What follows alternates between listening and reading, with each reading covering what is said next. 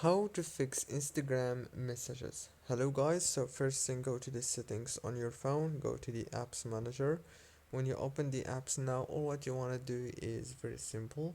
Just wait a few seconds right here and then scroll all the way down until you find Instagram. Click on it and then click on force stop to stop the app from running in the background of your phone, and then go to notifications management. Make sure that all these notifications here are enabled, especially the priority display here. Go back, click on storage or the internal storage, click on clear data, and here you have to click on delete. All these apps data will be deleted, includes files, settings, accounts, databases, etc. Click delete and now restart your phone.